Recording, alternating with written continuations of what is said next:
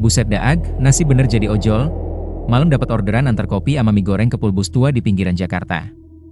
Suasananya sepi bener, kayak kuburan masal tong.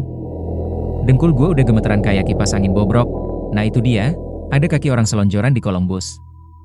Oh, kirain setan. Ternyata abang teknisi lagi lembur benerin mesin. Wih, rajin amat lu bang. Jam segini masih nyari duit kayak gua.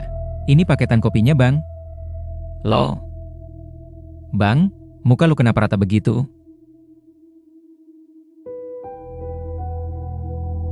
Astagfirullahaladzim, ini emang bukan orang. Ini hantu penjaga Pulbus.